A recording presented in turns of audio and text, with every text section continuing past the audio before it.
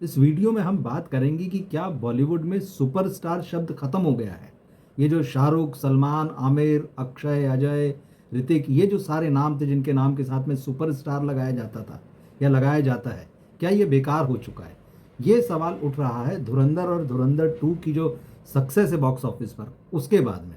और इसकी वजह यह है कि धुरंधर और धुरंधर 2 ये ऐसी फिल्में हैं जिन्होंने सिर्फ बड़े सितारों को ही नहीं जो कि इस फिल्म में थे, बल्कि कम से कम 10-15 सपोर्टिंग आर्टिस्ट जो थे, उनको आप समझ लीजिए मेन स्ट्रीम की चर्चा में ला दिया है।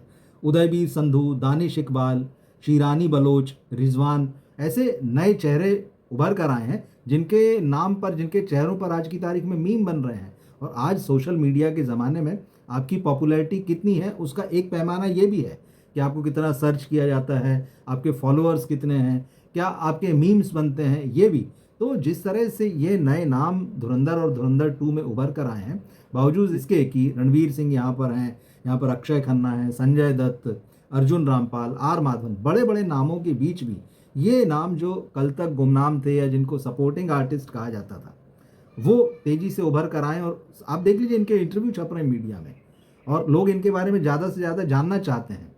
तो ऐसे में क्या अब वो समय आ गया है बॉलीवुड में जहां पर स्टार या सुपरस्टार इसकी कोई खास अहमियत नहीं रह गई है, क्योंकि इनके नाम पर तो अब ओपनिंग भी ढंग से नहीं मिल रही फिल्मों को।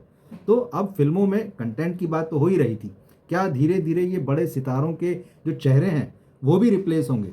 क्योंकि जिस तरह से आप देखें पिछले कुछ समय में जो बॉलीवुड के बड़े नाम हैं ये अपनी फिल्मों को ओपनिंग भले ही दिला दें, लेकिन वो 3 दिन का बिजनेस हो गया। अभी हम आगे इसमें बात करेंगे कि ये जो बड़े सितारे हैं, खान तिकड़ी हैं, अक्षय, अजय हैं, ऋतिक हैं, इनकी पिछली फिल्मों का क्या हाल रहा है बॉक्स ऑफिस में, वैसे आप भी जानते होंगे। लेकिन जो खास तौर पर इस फिल्म ने किया है धुरंधर और धुरंधर 2 ने, तो एक तरीके से लग रहा है कि सुपरस्टार्स आपके रेस से बाहर हैं। अब जो अच्छे एक्टर हैं, दरअसल रेस उनकी शुरू हुई है। रणवीर सिंह को अगर धुरंधर में लोगों ने एक्सेप्ट किया है तो इसलिए नहीं कि उनके साथ में एक स्टार का टैग लगा हुआ है या लोग कह रहे हैं कि वो अगले सुपरस्टार, नहीं। जिस तरह से उन्होंने हमजा का रोल किया है, भाई साहब, लोगों को उसमें मज़ा आ गया है और लोग उनको प्यार कर रहे हैं उनकी एक्टिंग के लिए। अगर अक्षय खन्ना को बहुत प्यार मिला और उनका स्टारडम जो है पीक पर नजर आया धुरंधर के बाद, तो उनकी एक्टिंग की वजह से। तो अब लोग एक्टर चाह रहे हैं। संजय दत्त है, इसमें कोई दो राय नहीं, उनका एक अपना ऑरा है, सिनेमा की हिस्ट्री में उनकी अपनी एक जगह है बॉलीवुड में। लेकिन धुरंधर में उनको जिस लिए पसंद किया गया, एक तो जिस अवतार में वो नज़र आए, जिस जो उनका लुक था, सफ़ेद पठानी जो है वो कुर्ता पैजामा, उसके बाद में उनके हाथ में राइफल, जो उनका स्टाइल है, सिगरेट पीते हुए, वो सारा उनकी डायलॉग डिलीवरी। लेकिन उन सब के बाद में कहीं ना कहीं संजय दत्त एक्टिंग करते हुए दिखे, जो चौधरी असलम का किरदार था पुलिस ऑफिसर का। तो लोग अब धीरे धीरे इस बात की तरफ शिफ्ट हो रहे हैं कि हमें स्टारडम नहीं चाहिए, आप कितने बड़े स्टार हैं ये हम इससे कोई लेना देना नहीं, आपने कितनी अच्छी एक्टिंग की।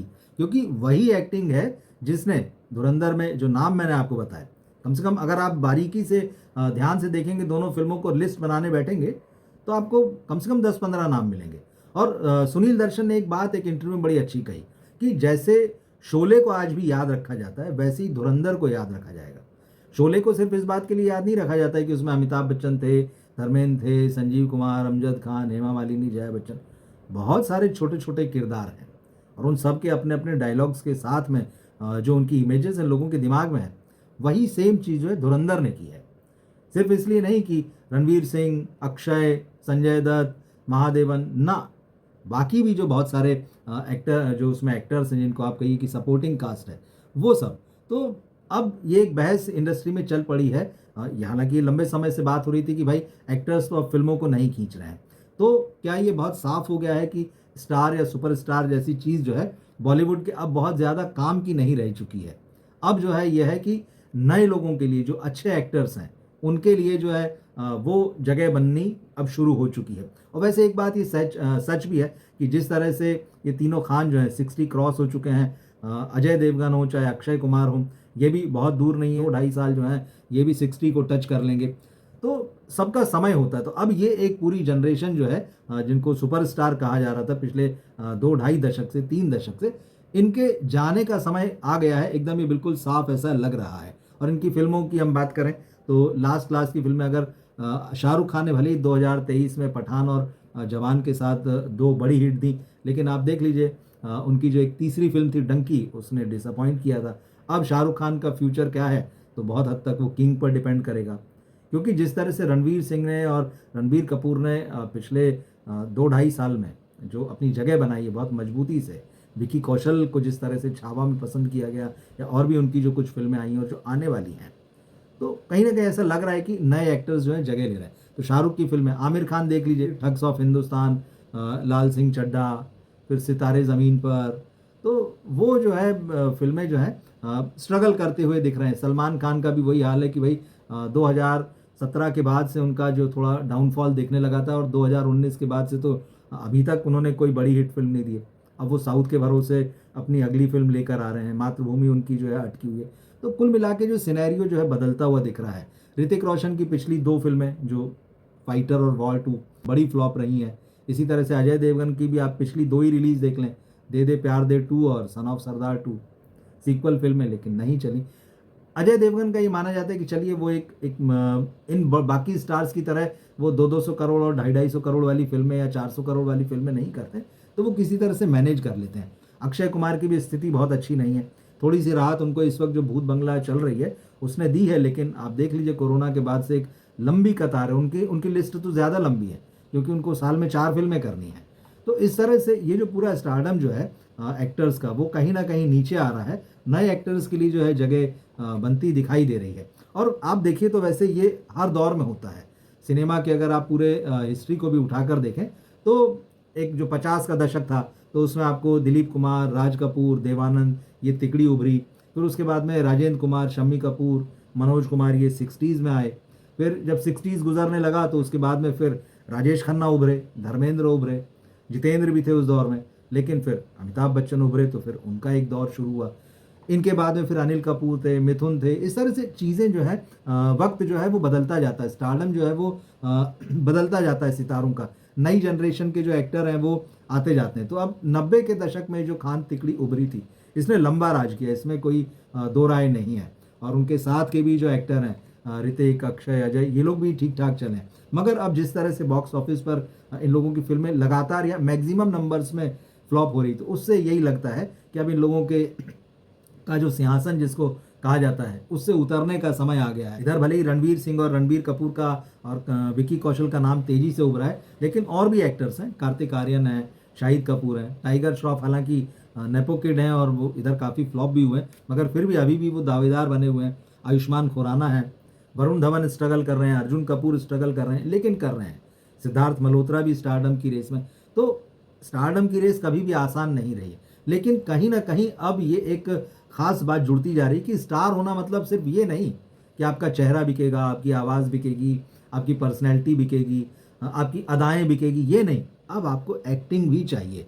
तो ये बात जो है धीरे धीरे पूरी तरह से साफ होती जा रही है कि अब आपको टैलेंटेड तो होना ही होगा, मतलब सिर्फ लुक से काम नहीं चलेगा, आपको एक्टिंग भी आनी चाहिए और आपको स्क्रिप्ट की भी समझ होनी चाहिए।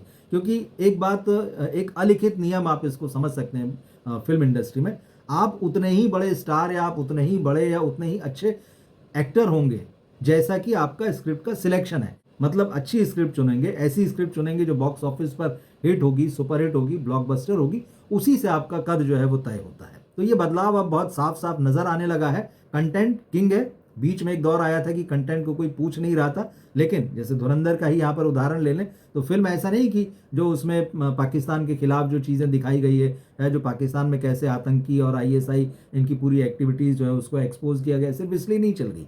कंटेंट दमदार है, उस फिल्म की कहानी, उस फिल्म की स्क्रिप्ट, उस फिल्म के डायलॉग, साथ ही साथ परफॉर्मेंस, म्यूजिक हालांकि थोड़ी कमजोरी है उसमें, लेकिन फिर भी वो सपोर्ट करता है। तो ओवरऑल आपके पास एक ऐसा कंटेंट चाहिए जो टोटल पैकेज की तरह काम करता हो। परफॉर्मेंस एक्टर्स के जहां पर अच्छे हों, लेकिन इस बात से इनकार अभी नहीं किया जा सकता कि आपको स्टार्स की जरूरत है जिससे कि फिल्म को ओपनिंग अच्छी लगे। क्योंकि एक बात बहुत साफ है, दर्शक चाहे जितनी भी बात कर लें कि हमको अच्छा कंटेंट चाहिए, हमको अच्छा सिनेमा चाहिए, वो उसी फिल्म को देखने के लिए थिएटर में पहले ही दिन जाता है जिस फिल्म में उसको स्टार का चेहरा दिखता है। अदरवाइज तो ये होता है कि फिल्म कितनी ही अच्छी बनी हो, अगर उसमें किसी सितारे का चेहरा नहीं है तो फिर वो दर्शक वेट करता है कि थोड़ा हम रिव्यू देख लें, थोड़ा फिल्म की बॉक्स ऑफिस रिपोर्ट देख लें, थोड़ा वर्ड ऑफ माउथ देख लें। तो ये बात सही है कि आपको स्टार्स चाहिए हैं, लेकिन अब ये बात 100% सही नहीं कि सिर्फ स्टार से ही फिल्म चलेगी।